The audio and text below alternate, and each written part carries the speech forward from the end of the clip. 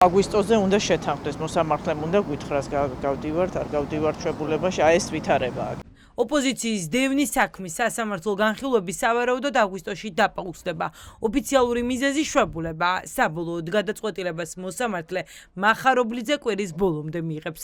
დღევანდელმა სხდომამ ადვოკატებს გაუჩინა განცდა, რომ პროდასალური ოპოზიციის 8 ლიდერის დაკავება გადავადდა. ჯერჯერობით ჩამოყალიბებული პოზიცია ამაზე არ ყოფილა, დღეს იყო აზრების გაცვლა გამოსვლა, თუმცა კიდევ ერთხელ გავიმეორებ, ხუთშაბათს არის მოლოდინი, რომ ხუთშაბათს ბრალდების მხარე წერილობით მტკიცებულებების გამოკვლევას დაასრულებს და უკვე შემდგომ გადაწყდება როგორ გავაგრძელებთ. ჯერჯერობით იმდენი ტომია გამოსაკვლევი, რომ დღეს ხვალ და ზეგ სამივე დღე გვაქვს გამოსაკვლევად. კიდევ იქ ითაკვირა.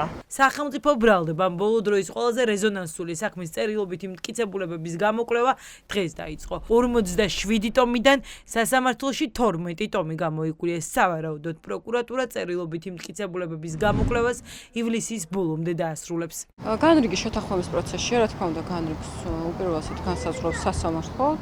ჩვენ ვაგრძელებთ ხვალ და ასევე ზეგ სასამართლოს სხდომებს. ვართ წერილობით მტკიცებულების გამოკვლევის ეტაპს და კონკრეტული გადაწყვეტილება შემდგომი კვირიდან როგორ გააგრძელებს მოსამართლე საქმის განხილვას, ეს ამ ეტაპზე ცნობილი არ არის. პროკურორი ანი ხუბეჯაშვილი სასამართლოში დღეს პოლიტიკური ლიდერების საჯარო განცხადებებსა და სოციალური ქსელებით გამოქვეყნებულ სტატუსებს კითხულობდა. გაირკვა ისიც, რომ სხდომაზე ოცნების საგამოძიებო უწყებამ USAID-ის, ნანუკას ფონდისა და ადამიანის უფლებათა ფონდიდან გამოთხოვილი მასალები მიიტანა. ბრალდება იკვლევდა იმას თუ რაც ცუდი ორგანიზაცია USAID და ცდილობდა ამის დამტკიცებას USAID-თან დაკავშირებით.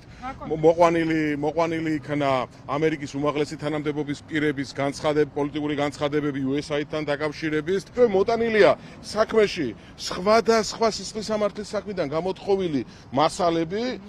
ჩვენ გვინახავს სპორტული სხვადასხვა ნაკრებები, მაგრამ როგორც იურის შემიძლია გითხრათ, რომ პირველად ვნახე სისხლის სამართლის საქმის ნაკრები. დღევანდელი მტკიცებულებები გამოიკვლიეს ეხებოდა ფონდებს, USAID, ნანუკას ფონდს, ადამიანის უფლებათა ფონდს, მათ გადარიცხვებს ჯარიმების ანაზღაურებას და პროტესტის მონაწილეებისთვის თუ რატომ იხდიდნენ ჯარიმებს ეს ფონდები წარმოაყენეს მტკიცებულებად. ჩვენ დავსვით კითხვა რა კავშირი აქვს ამას საბოტაჟთან და ამ შემთხვევაში მამუკა ხაზარაძის, ბადრი ჯაფარიძის როგორც ბრალდებულების საქმესთან მათ ეს ვერ გაგვიმარტეს რა კავშირია, უბრალოდ დაახლოებით კავშირი ის არისო, რომ აქესებდნენ მოქალაქეებს, რომ საპროტესტო ტალღა ყოფილიყო. 12 ტომიან წერილობით მტკიცებულებებში მოხვდა საერთაშორისო პარტნიორებისთვის გაგზავნილი წერილებიც, თუმცა ადვოკატები ირწმუნებიან, რომ დანაშაულის შემცველი ამ დოკუმენტებში არაფერი იყო. დღევანდელ სხდომაზე იყო ამერიკის შეერთებული შტატებისთვის გაგზავნილი სამართლებრივი დახმარების ფარგლებში მიმართვა, იმასთან დაკავშირებით, რომ კონკრეტული ორგანიზაციების საქმიანობის კუთხით შესწავლა თუ ხდებოდა, ან თქვათ მათი თანხების ასე თქვათ გადარიცხვის საკითხი შესწავლა თუ ხდებოდა. და მათ შორის იყო ასევე უკრაინული მხარის მომართვა რიგ საკითხებზე, რომელიც ამ მოქმედებებს შეეხება. ეს იყო საერთაშორისო სამართალ წარმოების ფარგლებში მიწერილი მიწერილი თანამშრომლობის დოკუმენტები, რომელიც კანონით არის გათვალისწინებული და ერთი რაც ყველაზე გასაკვირი არის, დიპლომატიური ხაზით დაკავშირება უკრაინის საელჩოს მხრიდან საქართველოს საელჩოს მიმართ დახმარებების მოთხოვნით, თუნდაც შესაბამისი ანაზღაურების სანაცვლოდ, რა ძალიან ნორმალურია ქვეყნებს შორის და ეხლა ჩვენთვის საკმაოდ გასაკვირი იყო, რატომ მოხვდა საერთოდ ამ სისხლის სამართლის საქმეში ქვეყნებს შორის არსებული დიპლომატიური ხაზით მიმოწერებით. ოპოზიციის დევნის საქმეზე სხდომას ბრალდებულები და მხოლოდ საქართველოს მესამე პრეზიდენტი დაესწრო. მიხეილ სააკაშვილმა სხდომაზე განცხადების უფლებით ისარგებლა. ქვეყანაში დგას რუსული შარდის ცუნი. ასეთი იყო დღეს მიხეილ სააკაშვილის გზავნილი სასამართლოდან. ამ სასამართლოში ძალიან მძაფრად ცემს რუსული შარდის ცუნი. ცემს როგორც შემადგენლობაში, ასევე აი ამ ბადრაგის მხრიდან, რომელმაც ეგან ბრძანება გასცა ჩემთვის, ბორკილები მოეჭირა ხელზე.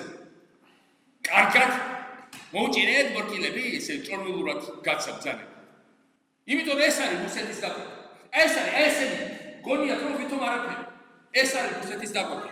და ეგ ასე რომ მე მინდა კიდევ ერთხელ გითხრათ, ჩვენ უნდა გავიდეთ თავისუფლებაზე, ჩვენ უნდა აღვიდგინოთ ჩვენი ღირსება, ჩვენ უნდა დავიბრუნოთ ჩვენი სიამაყე, იმიტომ რომ ჩვენი სიამაყის მოკვლა იყო ივანიშვილისთვის და აი ამ ყველასთვის რუსეთის თავარი დაკვეთა. ოპოზიციის დევნის საქმეზე სასამართლოს ხდომა ხვალ 3 საათზე კვლავ ბრალდების მხარის მტკიცებულებების გამოკვლევით გაგრძელდება.